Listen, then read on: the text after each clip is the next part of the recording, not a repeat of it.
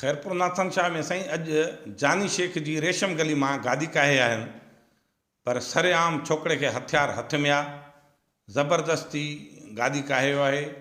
पर मां पुछण तो चाहियां त पुलिस काथे आहे। कल पाण पुलिस SHO अटालन सां अची वापारियुनि खे चयो अथई त केर भी न बीहे। वो रऊफ़ शेख चए थो साईं मां पंहिंजे घर जे ॿाहिरां बीठो आहियां, मुंहिंजो घर जो कमु थो चए न घर जे अंदरि वञो तो माण्हू सभ जे घरनि जे अंदरि वञनि पोइ गादियूं काहे था वञनि या पुलिस हिफ़ाज़त करे न।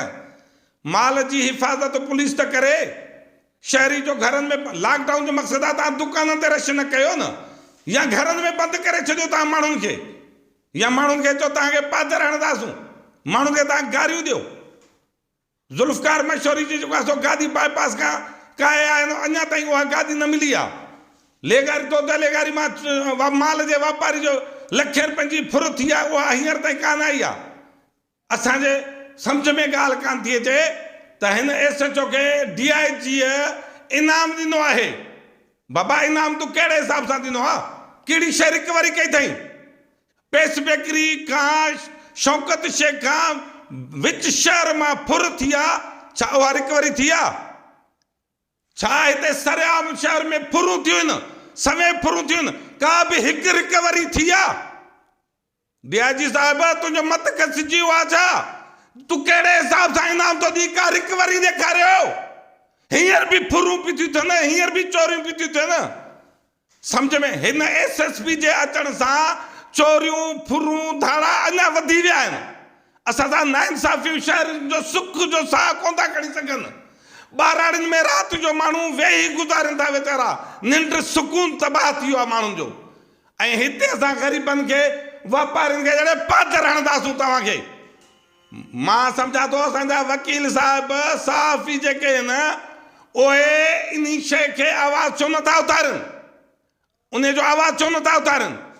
2 साल 3 अॻु में ही SHO हुयो, चोरी थी आहे। मां मेन रोड ते सरेआम चयो आहे 3 ॾींहंनि जे अंदरि चोरी न मिलंदी त असां हाईवे बंदि कंदासूं। उते कलम धणियुनि छा कयो जे 3 ॾींहंनि जे अंदरि में ही SHO अली अकबर चंदो न मोटियो त हाईवे बंदि कंदासूं। यार ईअं न कयो कलम धड़ी, साफ़ छो था ईअं कयो? हक़ सच जेको मां चवां थो आवाज़ त लिखो। एॾी नाइंसाफ़ी थींदी आहे त मां चवां छा थो वरी तव्हां लिखो छा था? यारियूं मल्हायो पर हक़ जे अंदरि हद जे अंदरि यारियूं मल्हायो। कंहिं शहरी खे का तकलीफ़ अचे थी, कंहिं सां का ज़्यादती थिए थी, उन्हनि सां हक़ सच जो आवाज़ बुलंद कयो। ग़रीबनि खे केॾी तकलीफ़ आहे, मासूमनि माण्हुनि खे केॾी तकलीफ़ आहे। शहरी वीचारा केॾा परेशान आहिनि। हिकु लॉकडाउन हींअर माण्हू परेशान आहिनि, हिकु महांगाई थी वई आहे, लॉकडाउन वरी माण्हुनि खे जो पादर हणंदासूं त माण्हू नफ़्सियाती मरीज़ थी था वञनि। रोड ते ॾिसो त केतिरा माण्हू नफ़्सियाती मरीज़ थी विया आहिनि। महाबोध खां पोइ असां खैरपुर नाथन शाह वासी अञा ताईं सिधा ई कोन थिया आहियूं।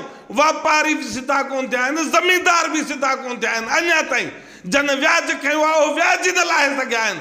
वरी अहिड़ा तव्हां पुलिस ऑफिसर मोकिलियो था जे वापारियुनि खे शरीफ़ माण्हुनि खे चए पादर हणंदासूं त ग़रीबनि जो जीअण जंजाल थी वियो आहे। हिते उन्हनि शहर में सॼो थाणो गंदग जो ढेर पियो आहे।